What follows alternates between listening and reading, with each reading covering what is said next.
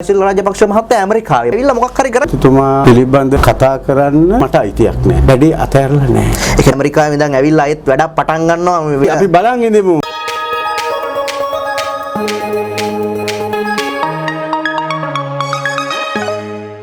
අයිබෝන් හිතතුනේ SL breaking news අද දවසෙත් සම්මුඛව මෙරටේ මහජන නියෝජිතයෙකු ප්‍රශ්න කරන්නට සූදානම්.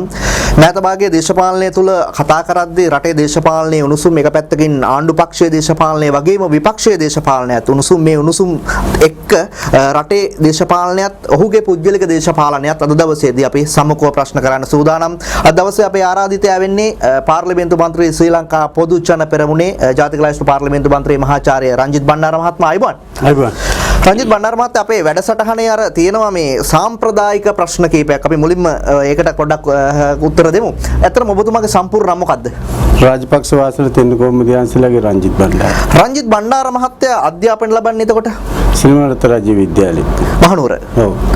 ඔබතුමාගේ දේශපාලන ප්‍රවේශය ඔබතුමා දේශපාලනයට කොහොමද එන්නේ? මහනුවර අධ්‍යාපනය ලබලා මහනුවර ඉගෙනගෙන පාසල් ගිහිල්ලා කොහොමද දේශපාලනයට එන්නේ ඔබ? මෙහෙමයි පාසල් අධ්‍යාපනය මම ආරම්භ කරේ සිරිමරත රාජ්‍ය විද්‍යාලයෙන්. පස්සේ මහනුවර නගරයට ඇවිල්ලා පෙරදිරි විශ්වවිද්‍යාලයට ගිහිල්ලා ඊට පස්සේ ලෝක කීර්තිමත් විශ්වවිද්‍යාල ගණනාවක ඉගෙනගෙන උගන්වලා ලෝක බැංකුවෙත් වැඩ කළා. ඊට පස්සේ ලංකාවට ඇවිල්ලා කොළඹ විශ්වවිද්‍යාලයේ ආර්ථික විද්‍යාව පිළිබඳ ජ්‍යෙෂ්ඨ මහාචාර්යවරයා විදිහට කටයුතු කළා. වසර ගණනාවක් ඍජුවම නොඋනත් තිරේ පිටිපස්සේ දීර්ඝ දේශපාලන ගමනක් ආපු කෙනෙක්. එනිසා දැන් මගේ දේශපාලන ආගමනය හම්බයක් නෙමෙයි.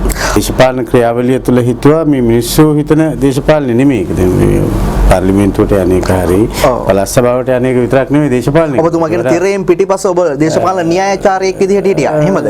න්‍යායාචාර්යවරයෙක් විදිහට හිටියද නැද්ද කියලා දන්නේ. නමුත් දේශපාලන ක්‍රියාකාරකයෙක් විදිහට තීන්දුව తీරන ගන්න තැන්වල තීන්දුව తీරන වලට බලපෑම් කරන්න පුළුවන් කෙනෙක් විදිහට ඒ තීන්දුව తీරන හරිද වැරදිද කියලා බලන්න පුළුවන් කෙනෙක් විදිහට සහ දේශපාලන ක්‍රියාදාම සකසන්නෙක් විදිහට හිටියා කිව්වොත් නිවැරදි. ඔබ ආර්ථික විද්‍යා ගුරුවරයෙක්. හැබැයි දේශපාලනයට සම්බන්ධකම් ඒ විදිහට කියනවා. මම ඔබේ බොහොම සරල ප්‍රශ්නයක් අහනවා. ඔබ සමාජවාදියෙක්ද නැත්නම් ලිබරල් වාදියෙක්ද නැත්නම් මේ මැද යන මතයකද ඔබේ දේශපාලනය තියෙන්නේ? ඔය සාම්ප්‍රදායික බෙදීම එකකටවත් මම අයිති වෙන්නේ නැහැ. ඔබ කොතනද ඔබේ දේශපාලනය තියෙන්නේ? මම දකින්නේ නූතනවාදියෙක් විදිහට. එතනින් ඔබ අදහස් කරන්නේ මොකද්ද ඔබ නූතනවාදී කියලා? දැන් අපි ලෝක ඉතිහාසය ගත්තොත් එහෙම අපි විවිධ යුග පසු කරමින් ඇවිල්ලා තියෙනවා. මේ හැම යුගයකම පෙරලිකාර දේවල් කරේ නූතනවාදී. අලුත් විදිහට හිතපු අය. අලුත් දේවල් විශ්වාස කරපු අය. අලුත් අය සමග කටයුතු කරපු අය. අලුත් අරමුණු වෙනුවෙන් ක්‍රියාත්මක වෙච්ච අය. ඒ නිසා මම සමාජවාදීද ධනවාදීද මැද යනවාද කියනකට වඩා මම නූතනවාදී. දැන් ඔබට කෙනෙක් මම. හැබැයි මට ඔබ තේරුම් ගන්න පුළුවන්කම දෙහින් මම නූතනවාදී නිසා. දැන් මගේ දරුවෝ මට වඩා අවුරුදු 25ක් බාලයි. හැබැයි මට මගේ දරුවෝ තේරුම් ගන්න පුළුවන් හේතුව මම නූතනවාදී නිසා. ඔබ බොහොම සරල උත්තරයක් දෙන්න. මම ඇහුවේ අර දේශපාලන මතවාදත් එක්ක අර දේශපාලන න්‍යායක් ගැන මම ඇහුවේ. හැබැයි ඔබ බොහොම සරලව කියන ඔබ නූතනවාදියෙක්. ඔබ අර එදාට ගැලපෙන විදිහට ඔබේ දර්ශනීය චින්තනය වෙනස් කරගන්නමින් අනාගතයට ගැලපෙන විදිහට ඔබ යනවා කියන කාරණේ කියන්නේ. ඔබගේ මම ප්‍රකාශයක් දැක්කා පුවත්පතකට මෑත භාගයේ කරලා තියෙනවා මේ බැසිල් රාජපක්ෂ මහත්තයා ජනාධිපතිවරයාට සුදුසුයි කියලා. ජනාධිපතිවරයා වෙන්න පවා සුදුසුයි කියලා එතුමා. ඔව්. ඔබතුමා එහෙම කොහොමද කියන්නේ දැන් මේ මොහොතේ තියෙන්නේ? මෙහෙමයි. මම කියවන ඔබට දැන් අපි වගේ අය සමහර තීන්දුව తీරන ගනු ලබන්නේ කිරලා මැනලා. ඒකේ දිගපල්ල හොඳට අවබෝධ කරගන්න. දැන් බැසිල් රාජපක්ෂගේ දේශපාලන උරුමය අවුරුදු 40කට වඩා වැඩි. මම හිතනවා 1970 මහින්ද රාජපක්ෂ ජනාධිපතිතුමා පළවෙනි වරට පාර්ලිමේන්තුවට තරඟ කරනකොටත් එතුමා දේශපාලනේ හිටියා. ශ්‍රී ලංකා නිදහස් පක්ෂයේ මහින්ද මෛත්‍රීපාල සිරිසේන ජනාධිපතිතුමා තරුණ සංවිධානයේ ලේකම් වෙනකොට මෙතුමා සභාපති. ඊට පස්සේ එතුමාගේ දේශපාලන ක්‍රියාකාරීත්වය අපි පහුගිය අවුරුදු 40ක 50ක කාල සීමාව තුළ පරීක්ෂා කරපුවාම මේ රටේ ඕනෑම දේශපාලඥයෙකුට කළ නොහැකි බොහෝ දේ එතුමා කරලා තිබුණා. මොනවද ඔබ දැන් ගොඩක් දෙනෙක් කියනවානේ බැසිල් මහත්තයා මේව කරා මොනවද කරපු දේවල්? බැසිල් රාජපක්ෂ මා දකින්නේ මා දකින ආකාරයටම නූතනවාදියෙක් විදියට. ඇයි ඔබ නූතනවාදියෙක් විදිහට අදහස් කරන්නේ? බැසිල් රාජපක්ෂ 2015 මහින්ද රාජපක්ෂ ජනාධිපතිතුමා ජනාධිපතිවරණයෙන් පැරදිලා ගෙදර යනකොට එතුමා කල්පනා කරා මම සරල උදාහරණයක් කියන්නේ අපේ ඊළඟ දේශපාලන ආගමනේ කුමක්ද? එතුමා රට දාලා ගිය හැබැයි නේ. නෑ. දැන් එහෙමනේ රජිත් බණ්ඩාර මහත්තයා එළියට වෙන්නේ. ඔය දැන් අපේ රටේ චරිත්‍රයක් තියෙනවානේ.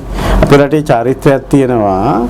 කබරගොයක් ඕනනම් තලගොයා කරන්න පුළුවන්. තලගොයා ඕනනම් කබරගොයා කරන්න පුළුවන්. ඔබතුමා කියන කාරණේ හැබැයි එතුමා පැරදිලා ඡන්ද ප්‍රතිඵල නිකුත් වෙන්නත් කලින් පාන්දර ගුවන්තොට වලින් පිටත් වෙලා යනවා රජිත් බණ්ඩාර මහත්තයා. සම්පූර්ණ බරුවක්නේ. බැසිල් රාජපක්ෂ ඒ වෙලාවේ එතුමාට ගෙදර කියලා තිබුණේ එතුමාගේ දරුපවුල් හිටියේ ඇමරිකාවේ. එතුමාගේ ගෙදෙට්ට මේතුමා යන්නේ ඔබතුමා කියන්නේ. හරි ඉතින් ගෙදර මොකක්ද තියෙන වැරද්ද? හැබැයි එතුමාගේ සහෝදරයා පැරදිලා අවුරුදු 10ක ආණ්ඩුවක් බිඳ වැටිලා. හැබැයි එතුමා මැතිවරණ ව්‍යාපාරයේ පුජ්‍යලයා රට ගහලා යනවා. මේමනේ අර දැන් සමහර කාරණා තියෙනවා අපිට පුළුවන් බොහෝම සංවේදී විදිහට හිතන්න. දැන් අපි කියනවා මේ කලබල තියෙන වෙලාවේ මහින්ද ජනාධිපතිතුමා පැරදිලා ඉතින් එතකොට එතුමත් එක්ක අඬ ඉන්න ඕනේ. හැබැයි උපාය මාර්ග තීන්දුව තීරණය කරන කෙනෙක් දැන් ඔයා කාර් එක හැදුවට ඔයාම හැම වෙලාවෙම මෙලවන්න ඕනේ නෑනේ. ඔයාට පුළුවන් රියදුරේ පාවිච්චි කරන්න. බැසිල් රාජපක්ෂ කියලා කියන්නේ මවුම්කාරයෙක්. බැසිල් රාජපක්ෂ කියන්නේ නිර්මාණය කරන කෙනෙක්. බැසිල් රාජපක්ෂ මම දකින්නේ උපාය මාර්ගික මිනිස්සෙක්. එතුමා ඇමරිකාවට ගිහිල්ලා ඇවිල්ලා මොකද කරේ? අවුරුදු 4ක් යනකොට මතක තියාගන්න මේ රටේ දේශපාලන ඉතිහාසයේ පළවෙනි වතාවට අලුත් පක්ෂයක් හැදුවා.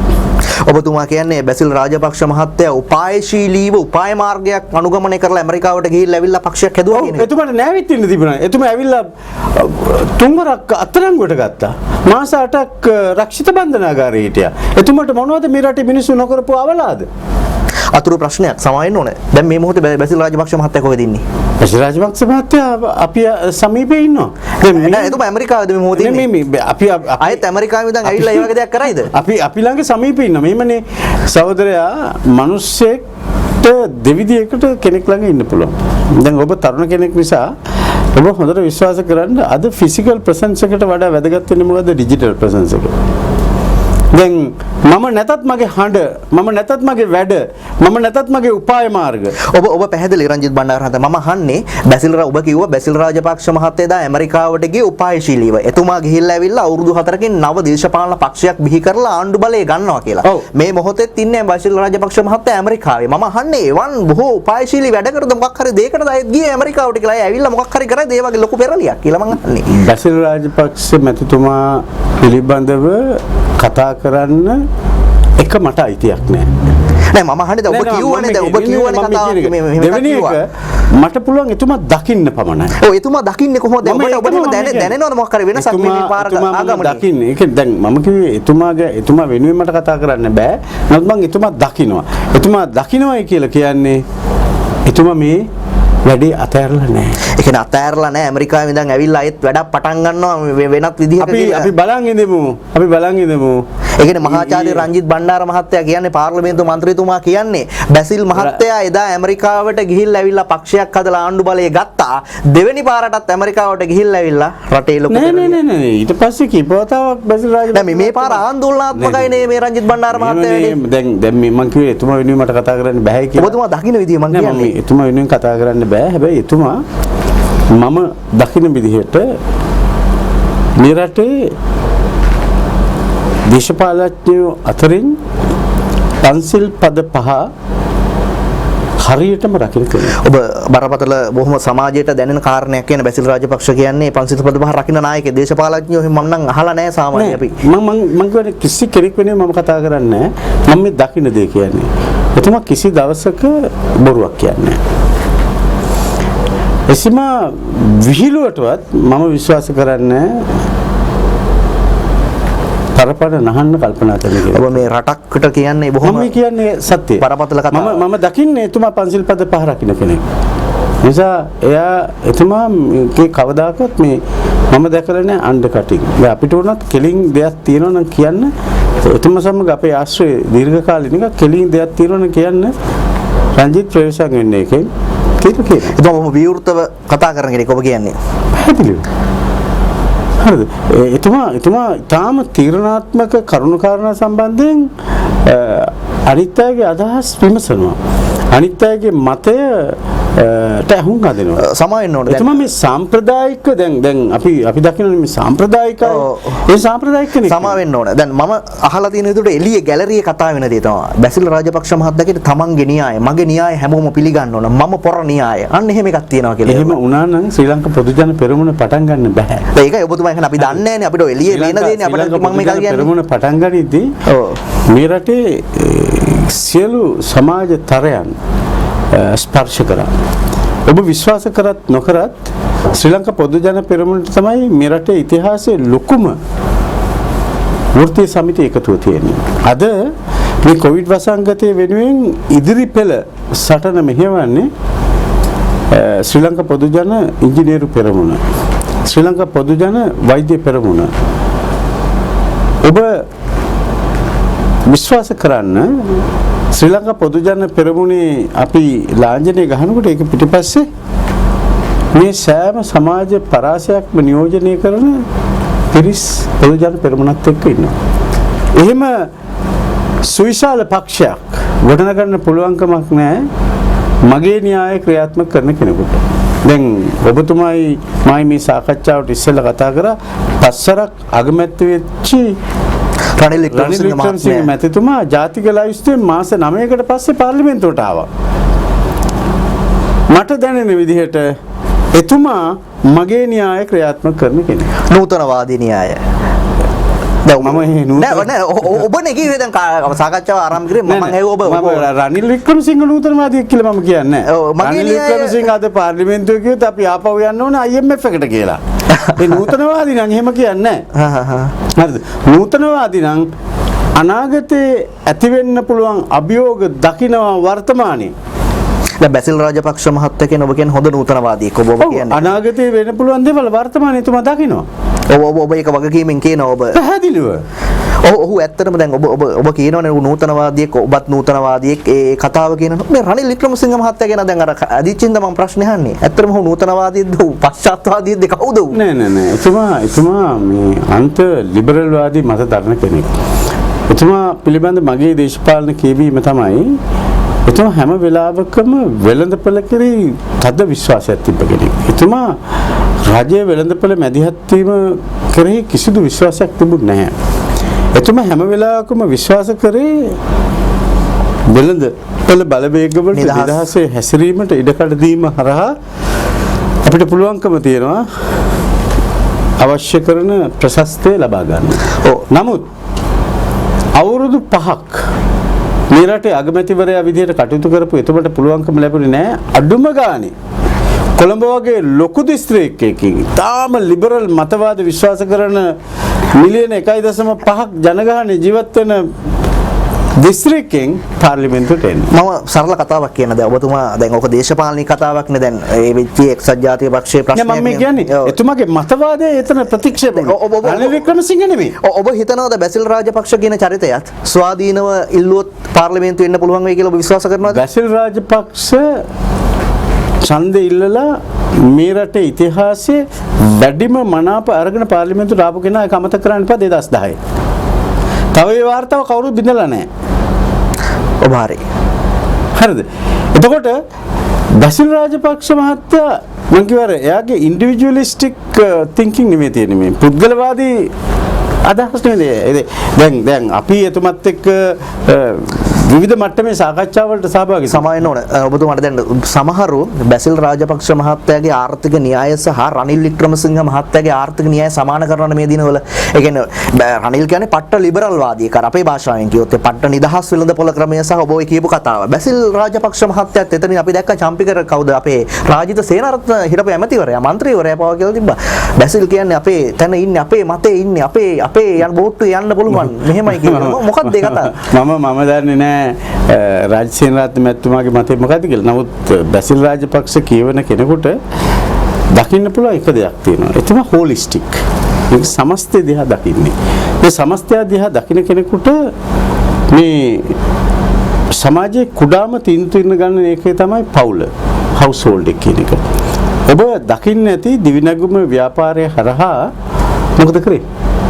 මේ සෑම පවුල් ඒකකයක්ම ශක්තිමත් කරන්න කටයුතු කරා. ඉතිහාසයේ පළවෙනි වතාවට මාළු කන්න ඕන මිනිහට මාළු කෑල්ල වෙනුවට එතුමා බිලිපිත්ත දීපු කෙනෙක්. දිවිනැගුම ව්‍යාපාරය හරහා මෙරටේ ජනගහනයෙන් 23% විතර වෙන සමෘද්ධිලාභී නෙවකට හිටපු යම්කිසි ස්වයං පෙළඹවීමකට ලක් කළා. හරිද? හැබැයි ඒ අතරවාරේ දේශීය ආර්ථිකය ශක්තිමත් කිරීමේ වැඩපිළිවෙල, ශ්‍රී ලංකාව ජාත්‍යන්තර වෙළඳපළට සම්බන්ධ කිරීම, සංචාරක ව්‍යාපාරයේ අපි 2016 වෙනකොට සහෝදරයා ඉලක්ක කරලා තිබුණේ මිලියන 2.5ක සංචාරකයෝ ශ්‍රී ලංකාවට ගෙන ඒම. සංචාරක කාමර 50000ක් දිවයින පුරා ඉදිකිරීම. එතුමා ආර්ථික සංවර්ධන ඇමතිවරයා විදියට කටයුතු කරද්දී ඒ අවුරුදු 5ක කාල සීමාව තුළ එතුමා කරපු රාජකාරිය, එතුමා කරපු වැඩපිළිවෙල පිළිබඳව කවුරු කෙනෙක් තමන්ගේ පාටින් නෙමෙයි සුදු පාට කණ්ණාඩියකින් බලනවා නම් පේනවා එතුමා හරි වෙනස් විදිහකට වැඩක් කරා කියන එක ඔබ කියන්නේ. ඒ විතරක් නෙමෙයි. දැන් මේ කොවිඩ් වසංගතේ හැදිලා අපි එතෙන් නෙමු රජ නෑ මාස කීයක් වෙනවද? හැබැයි එතුමා ඉස්සෙල්ලම කවුරු ගැනද කල්පනා කරේ? කියන්නකෝ කවුරු ගැනද කල්පනා කරේ? මේ රටේ අඩු ආදායම් ලබන ආදායම් අහිවන අයට පස්වෙනි වතාවටත් රුපියල් 5000 ගාණි දුන්නා. එහෙම හිතන කෙනෙක්. හරි එහෙම හිතන කෙනෙකුට ඇයි විපක්ෂයේ මෙච්චර ගානේ 10% කියනවා. ඊට පස්සේ කියනවා මේ දූෂණ වංචා පිටපස්සේ බැසිල් රාජපක්ෂ ඉන්නේ කියනවා. ඇයි මෙච්චර වැඩ කරන මිනිහෙකුට මෙහෙම කියන්නේ ඔබ කියන විදිහට? ගල් ගහන්නේ මොන වගේ ගස් වලටද කියන්නකෝ. ගල් ගහන්නේ පොළු ගහන්නේ ගෙඩි පිරලා තියෙන ගස් වලට. විපක්ෂයට තියෙන තර්ජනේ බැසිල් රාජපක්ෂ. ඒ කියන්නේ බැසිල් වැඩකාරුවා හින්දා බැසිල්ට බයයි විපක්ෂය ඔබ කියන්නේ. නැත්තම් මොකද්ද? බැසිල් රාජපක්ෂ තමයි කේන්ද්‍රීය කාරණය පහුගිය අවුරුදු 20 පුරා මේ රටේ දේශපාලනය තුළ. ඔබ බරපතල න්‍යායවාදී ප්‍රකාශයක් කරන්නේ දැන් ඔබ කියනවා මේ බැසිල් රාජපක්ෂ තමයි අවුරුදු 20 මේ දේශපාලනය නෑ. දැන් පහුගිය අවුරුදු 20ම කාටද වැඩියෙන්ම ගහලා තියෙන්නේ මේ රටේ? ගහලා තියෙන්නේ මේ ගෙඩි තියෙන ගහට.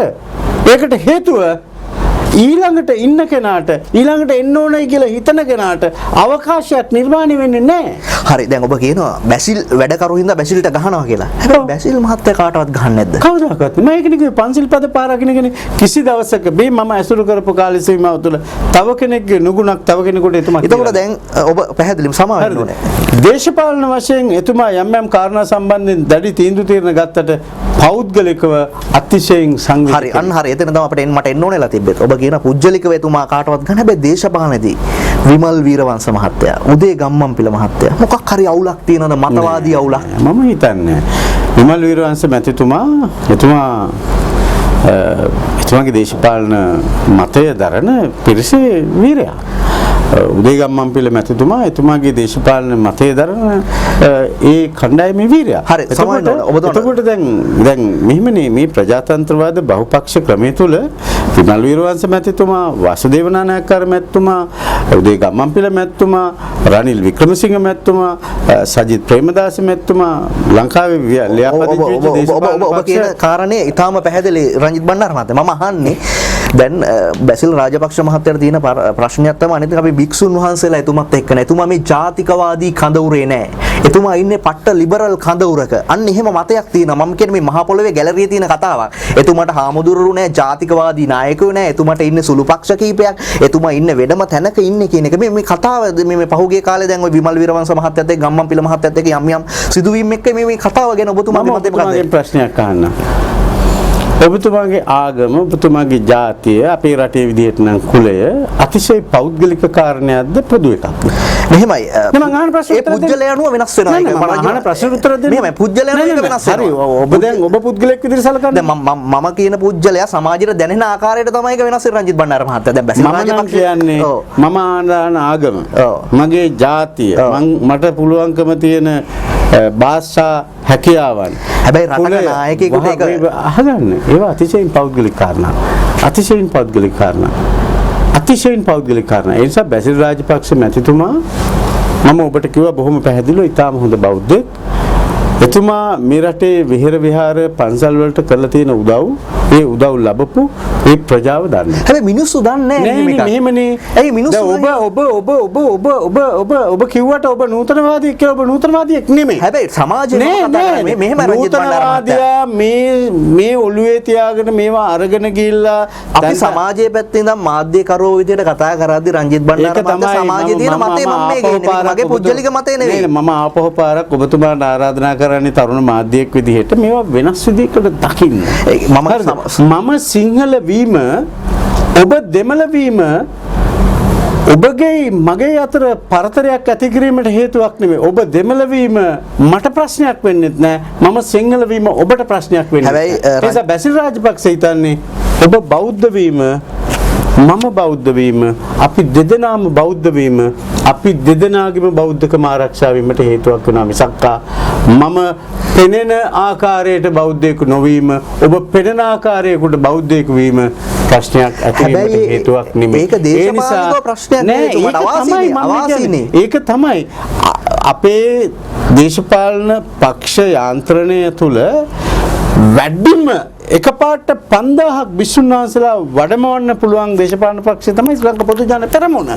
ඔබ ලඝු කරන්නේ ඒකට නෙමෙයි. ඔබ ලඝු කරන්නේ මේ ජනප්‍රිය මතයට. දැන් බැසිල් රාජපක්ෂ මැතිතුමා සිංහල බෞද්ධකම එතුමාගේ ඔළුවේ තියාගෙන දේශපාලනය කරේ නැහැ. එතුමා විශ්වාස කරනවා ඉතා තදින් මේ රට සිංහල දෙමළ මුස්ලිම් බර්ගර් මිලේ සහ වෙනත් මේ සියලු ජන කොටස් වලට සමාන වූ අයිතිවාසිකමක් තියෙන රටක්. අපි අවුරුදු 3300ක ලිඛිත ඉතිහාසය තුළ මේ සියලු දේවල් එකට බෙදා හදාගෙන ජීවත් වෙච්ච ජාතියක්. ඒ නිසා අපි කිසි දවසක අපේ සිංහලකම අනිත් මිනිහාගේ වෙනත් ජාතිකකමකට දෙවෙනි කරන්න හෝ එක කරන්න උත්සාහ කරන්න නරකයි.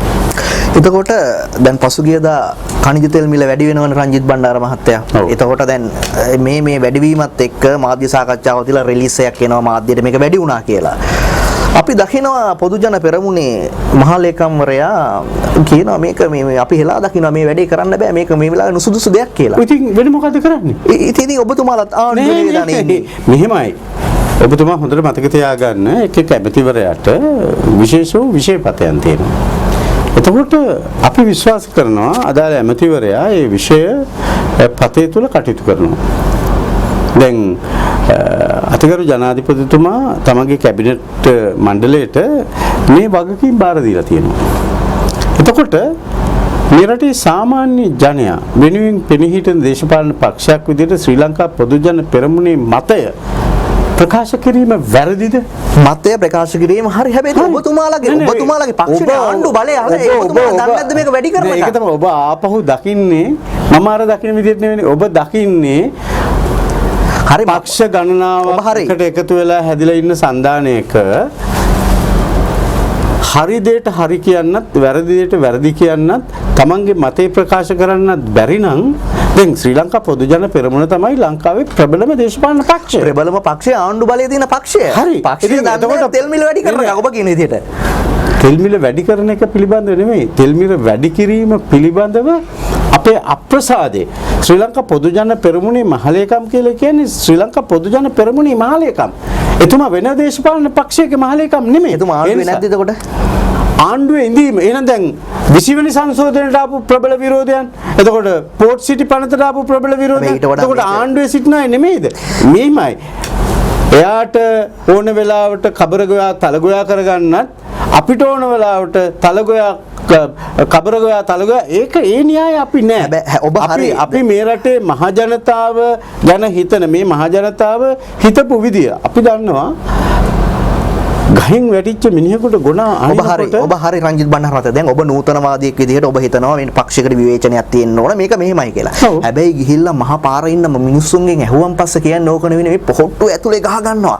අන්න ගහනවා මේ ගම්මන් පෙළට හඬුවෙන් අන්න බැසිල් මහත්තයා ගහනවා. එහෙමනේ කියන රංජිත් බණ්ඩාර මහත්තයා. මේක මගේ මතයක් නෙවෙයි. ඔබ නැවත කියයි ඔබ වෙන වෙනස් විදිහට හිතනවා කියලා. මම කියන්නේ මහා පොළොවේ තියෙන මතය. මෙහෙමනේ ওই මහා පොළොව කියන්නේ කවුද? ඔය මහ පොළේ මත ප්‍රකාශ කරනවා කියන්නේ කවුද? ඔබතුමා සමාජ මාධ්‍යයට ගිහිල්ලා බැලුවොත් මම හුඟක් වෙලාවට ඔය සමහර අයගේ ප්‍රොෆයිල් හොයලා බලනවා. හරිද? එක්කෝ ඒවා බොරු ඒවා. එහෙම නැත්නම් මොකක් හරි ඩිසපොයින්ට්මන්ට් එකකට ලක් වෙච්ච කෙනෙක්. එහෙමත් නැත්නම් වෙන මතයක් වෙනුවෙන් පෙනී හිටින. අපි අමතක කරන්න නරකයි අපිට හම්බුනේ 69 ලක්ෂයනේ ඡන්දේ.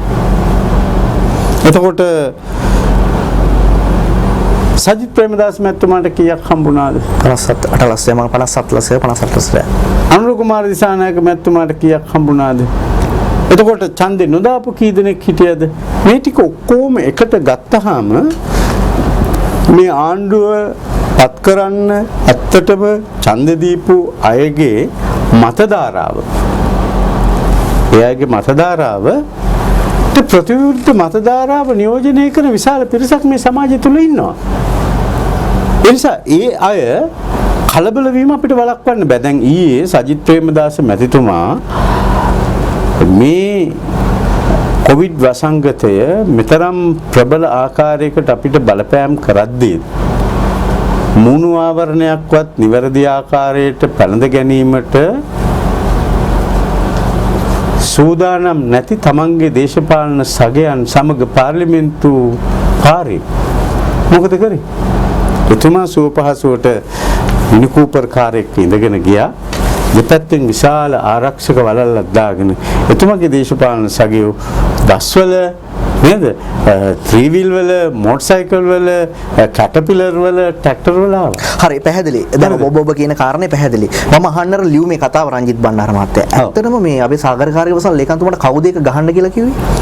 මෙහෙමනේ. එතුමාට නැත එකපාරට එතුමාට හිතුණාද? පක්ෂේ මහලේකම්වරයා කියලා කියන්නේ එතුමාට හිතෙනවා. නෑ පක්ෂේ මහලේකම්වරයා කියන්නේ විශාල වගකීමක් සහිත කෙනෙක්.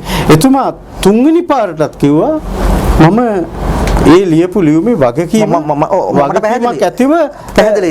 මම අහන්නේ කවුද එහෙම ඔබතුමාලා තීන්දුව ගත්තේ කුට්ටි අධිකාරී මණ්ඩලයේද නැසීගේ මොකද්ද? පක්ෂයක් කියලා කියන්නේ ජනතා විමුක්ති පෙරමුණගේ එක නායකයෙක් වටා රොක්කෙච්ච එකක් නෙමෙයි. පක්ෂයක තීන්දුව ගන්න පිරිස ඉන්නවා. ඔබ හොඳ තැනකට ආවේ. ඔව්. පක්ෂයක තීන්දුව ගන්න පිරිස ඉන්නවා. පක්ෂය ඇතුලේ දීර්ඝ සාකච්ඡාවක යෙදෙනවා. එතකොට මේ පක්ෂ සාකච්ඡාවක යෙදෙනකොට ඒ සාකච්ඡාවට සහභාගී වෙන පාර්ශ්වකරුවෝ කල්පනා කරනවා නම් මේ වෙලාවේ තෙල් මිල වැඩි කිරීම හොඳ නැහැ. මේක තෙල් මිල වැඩි නොකළ යුතු අවස්ථාවක්. ඔව් අපිට විදේශ සංචිත වල ගැටලුවක් තියෙනට පුළුවන්. හරි පැහැදිලි. කවුද සාකච්ඡාවට දී පක්ෂේ? ඉතින් ඔබට අපේ පක්ෂයේ විස්තර හැබැයි මම උදේ ගම්මන්පිල මහත්තයා හරි මෙහන්න උදේ ගම්මන්පිල මහත්තයා මාධ්‍ය සාකච්ඡාවේදී කියනවා මේක පක්ෂයේ ජ්‍යෙෂ්ඨව මට කතා කරලා කිව්ව ඒ කට්ටිය දන්නේ නැහැ. ගීඑල් පීරිස් මහත්තයා පක්ෂේ සභාපතිවරයවත් දන්නේ නැහැ. එයාත් කනගාටුව ප්‍රකාශ කරා කියලා ගම්මන්පිල මහත්තයා කියනවා. එතකොට අපිට හිතන්නේ මොකද්ද පක්ෂයේ නිර්මාතෘවරයාත් රටයි ඉන්නේ. එතකොට කවුද මේක කරේ? අපි ඉංග්‍රීසියෙන් කියනවා this is a free world.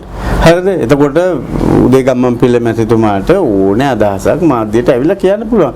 මං අරයාගෙන් ආව. හැබැයි ඒක ඔබතුමාට නිවැරදි කරන්න තියෙන එහෙම දෙයක් වුණා. ඒ නිවැරදි කරන්නේ නැත්තේ ඒක. මම දැන් ඔබට කිව්වා පක්ෂ අභ්‍යන්තරයේ කෙරිච්ච දීර්ඝ සාකච්ඡාවක ප්‍රතිඵලයක් විදිහට මේ වෙලාවේ තෙල් වැඩි කිරීම හොඳ නැහැ. ඒක පක්ෂයේ අදහස. පක්ෂයේ මතය ශ්‍රී ලංකා පොදු ජන පෙරමුණේ මතය ඔබ කියන්නේ. හරි. ශ්‍රී ලංකා පොදු ජන පෙරමුණේ මහලේකම් තමයි අපේ මතය අරගෙන ඉස්සරහට යන්නේ. හැබැයි කවුද කියලා ඔබ කියන්නේ නැහැ නේ මාධ්‍යට. අවශ්‍ය නැහැ එහෙමනේ. එහෙම අවශ්‍ය නැහැ. කවුද හිටපු මන්ත්‍රීවරු එහෙම අවශ්‍ය නැහැ. කුත්ති අධිකාරී මණ්ඩලයක් හරි මොකක් හරි විධායකාර සභාව මොකවත් නැහැ. දැන් මෙහෙමනේ මෙච්චර දීර්ඝ දේශපාලන චාරිකාවක යෙදෙන්න පුළුවන්කමක් නැහැ ශ්‍රී ලංකා පොදු ජන පෙරමුණට. ඒ විදිහට ඊටාම මනවින් ව්‍යුහගත වෙච්චි දේශපාලන ව්‍යුහයක් නැත්තම්. හරි. දැන් ඔබ කියපු කතාව හරි. අපි මේ පක්ෂේ පටන් ගත්තේ ඔබට මේ කාර්යය මතකද? අපි මේ පක්ෂේ පටන් ගද්දී අපිට තර්ජන තිබුණා. අපිව රෙදි ගලවලා මහපාරේ ඇවිද්දවනවා කිව්වා. මේ විශාල බලයක් තිබ්බ ආණ්ඩුවක් තියදී 3න් 2ක බලයක් තිබ්බ ආණ්ඩුවක් තියදී මේ ශ්‍රී ලංකා පොදු ජන පෙරමුණ පටන් ගත්තේ. ඒ නිසා මේ ශ්‍රී ලංකා පොදු ජන පෙරමුණ ඔය පොඩි කඩදාසි කැල්ලක් දෙකට නමලා මේ එවන හුලම් පාරට බය දේශපාලන පක්ෂයක් නෙමෙයි. ඇත්තටම ඊළඟ ජනාධිපතිවරණයේදී මොනවා වෙයිද? ඊළඟ ජනාධිපතිවරණයේ නිවැරදිවම ශ්‍රී ලංකා පොදු ජන පෙරමුණ ජයග්‍රහණය කරනවා. අපේක්ෂකයා කවුද පොදු ජන පෙරමුණේ? ශ්‍රී ලංකා පොදු ජන පෙරමුණ තීරණය කරයි කවුද අපේක්ෂකයා කියලා. අපි 2019 දීත් ශ්‍රී ලංකා පොදු ජන පෙරමුණයි තීරණය කරේ.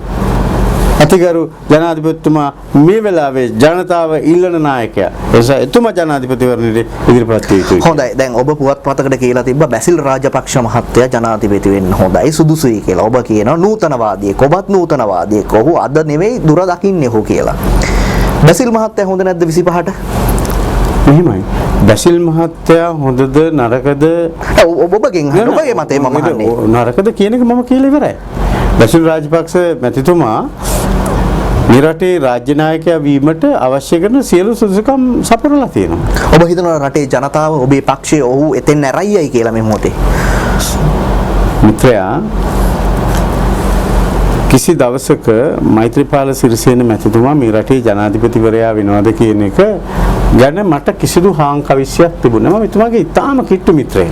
ඔබට දැනුන්නේ නැද්ද එහෙම එකක්? ඔබ නූතනවාදියෙක් ඉඳලා මට දැනුණා එක වෙලාවක අවසාන වතාවට අරලියගහ මන්දිරේ තිබුණා ආපපාටිය ඉස්සෙල්ලා මේ ජනාධිපතිවරණයට සම්බන්ධ රැලි මාලාවක්. එදා ආරාධනා කරලා තිබුණේ සෞඛ්‍ය සේවකීන්ට. එවකට සෞඛ්‍ය අමාත්‍යාංශයේ ලේකම්වරයා මිහල් ජයතිලක මැතිතුමා මම මුරුත්විට ආනන්ද ස්වාමීන් වහන්සේ මෛත්‍රීපාල සිරිසේන මැතිතුමා තමයි ප්‍රධාන කතිකයෝ.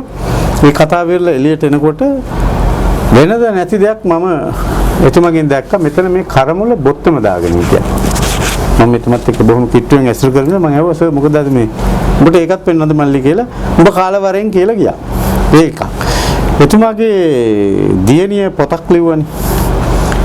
ජනාධිපති තාත්තා කියලා. ඒ පොතේ මට පිටුව මතක නැහැ. ඒ පොතේ එක තැනක සඳහන් වෙනවා මේක පිළිබඳ නිවැරදි කියවීමක් තිබුණ එක්කෙනෙක් මම කියලා. ඔබට මම කියන්නේ ඒ ජනාධිපති වෙලා ඔක්කොටම පස්සේ හරිද? ඒක මම එහෙම හිතුවද නැද්ද කියන එක දන්නේ පොතේ සඳහන් වෙනවා. ඒ නිසා හොඳට මතක තියාගන්න බණ්ඩාරනායක මැතිණිය මේ රටේ අගමැති වෙනවද කියන එක ගැන කාටවත් පුරෝගතන තිබුණේ නැහැ. හරිද? දැන් ගාමිණී නායක මැතිතුමා ලලිත අතුරුත්මන්දලි මැතිතුමා මේ එක්සත් ජාතික පක්ෂයේ ඉදිරිපෙළ නායකයෝ හිටපු. හරි එතුමන්ලාට අඩුම ගානේ අගමැතිවරයාවත් වෙන්න බැරි වුණා.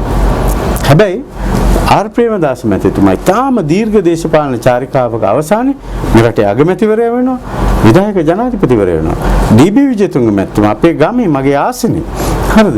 එතුමා ඩී.බී. කියන එකට වෙනම මිනිස්සු අර්ථ දැක්වීමක් කළා එතුමා. හැබැයි එතුමා මේ රටේ ජනාධිපතිවරයා වෙනවා.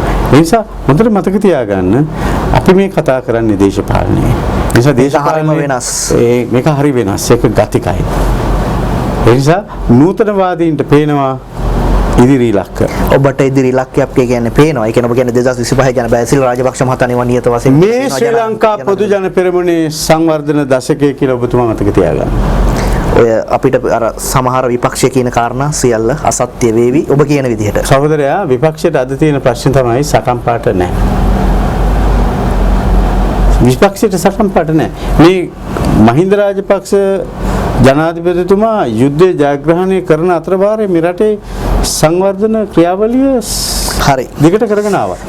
මතක තියාගන්න වර්තමාන ජනාධිපතිතුමාත් මේ කොවිඩ් වසංගතය හරිටත් වඩා භයානකයි.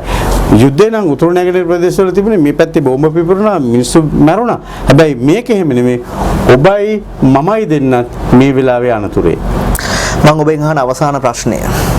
මේ මොහොතේ ගැටුම තියෙන්නේ දැන් අපිට එළියට පේන දේ කියන්නේ ඔබ කරුණු පැහැදිලි කරා බොහොම පැහැදිලි කරා එළියට පේන්නේ විමල් වීරවංශ කඳවුර ගම්මන්පිල කඳවුරත් එක්ක ගැටුමක් තියෙනවා කියලා වගේ පේනවා එළියට පේන දේ ඔබ දැන් මේක නිවැරදි කරන්න විවිධ උදාහරණ ගෙන දැක්කුවා ඔබට පේන්නේ මේ විමල් වීරවංශ ගම්මන්පිල වැනි නායකයන්ගේ දේශපාලනය ගැන ඔබ නූතනවාදියෙක් විදිහට ඉස්සරහ දකින්න කොහොමද වුනේ මෙහෙමයි ඉතින් මෙහෙමයි මේ රටේ ඕනම කෙනෙකුට තමන්ගේ මතය වෙනුවෙන් පෙනී හිටින්න අවස්ථාවක් තියෙනවා අපි උදාහරණයක් ගමුකෝ පාර්ටි චම්පික රණවක මැතිතුමා එතුමා දැඩි දේශපාලන ස්ථාවරයක හිටියා සිංහල බෞද්ධ මතවාද වෙනුවෙන්. අද කොතනද එතුමා ඉන්නේ? සරත් පොන්සේක මැතිතුමා ගන්නකො. දැන් අපි මේ රටේ වාමාංශික පක්ෂ ඕනෑම එකක් කරගන්නකො. දැන් 1947 වෙනකොට ඕනනම් පුළුවන්කම තිබුණා වමේ පක්ෂ වලට එක්කවිලා ආණ්ඩුවක් පිටවන්න. කොමියුනිස්ට් පක්ෂයට සම සමාජ පක්ෂයට. ඒ නිසා මේ දැන් ලංකාවේ ඔබ පැහැදිලි මට කියන කාරණේ ලංකාවේ ලියාපදිංචි දේශපාලන පක්ෂ ගත්තාම මේ ඕනෑම දේශපාලන පක්ෂයට සමාජික පිරිසක් ඉන්නවා, සභාපති කෙනෙක් ඉන්නවා, ලේකම් කෙනෙක් ඉන්නවා, ප්‍රචාරක ලේකම් කෙනෙක් ඉන්නවා. දැන් ජනතා විමුක්ති පෙරමුණ ගන්නකො පැරණිම දේශපාලන පක්ෂයක් 1965 ඉඳලා මේ අපි කතා කරන 2021 වෙනකන් තියෙන. හැබැයි ඡන්ද ලක්ෂ 4යි.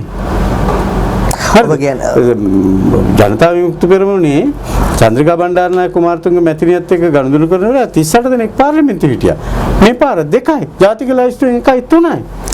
ඔබ හිතන්නේ ඒ කඳවුර ඔය මං කියව විමල් වීරවංශ උදේ ගම්මන් පිළ වැනි දේශපාලන කඳවුර වලත් ඉරණම ඒද ඒ කියන එකද ඔබ කියන්නේ? මම එහෙම නෙමෙයි. ඔබ නූතනවාදී විදිහට ඉස්සර හදන්න කෙනෙක්. මම කියන්නේ මේ දැන් ඒ වගේ වෙයි ඉස්සරහට කියලා වගේ ජාතික පක්ෂය ගන්නකො. එක්සත් ජාතික පක්ෂය මේ රටේ ප්‍රබලම දේශපාලන පක්ෂයනේ. කොහොමද? ඔබ කියන්නේ දැන් මම අහන්නේ ඒකයි. ඒ වගේ වෙයිද මේ කට්ටිය කියන්නේ මොකක්ද දන්නවද? මේ දේශපාලන පක්ෂවල අනාගතය පිළිබඳව පුරෝකථනය කරන්න පුළුවන් කමක් නැහැ. හැබැයි ඉතා පුළුල් පදනමක් මත. දැන් අපි හොඳ solid foundation එක හදන ගයක් ලේසියෙන් කඩාගෙන වැටෙන්නේ නැහැ. ඒ නිසා මට කතා කරන්න පුළුවන් ශ්‍රී ලංකා පොදු ජන පෙරමුණ ගැන විතරයි. ශ්‍රී ලංකා පොදු ජන පෙරමුණ මහ විශාල පරාසයක කටයුතු කරන ඉතාම හොඳ අත්තිවාරකමක හදපු දේශපාලන ඒ ඇත්තට මේ ලොකු පරාසයක විහිදුනට දැන් ඒ පරාසයෙන් ටික අතු කැපිලා කැඩිලා එහෙම යනවා නේද රුක්ෂේ?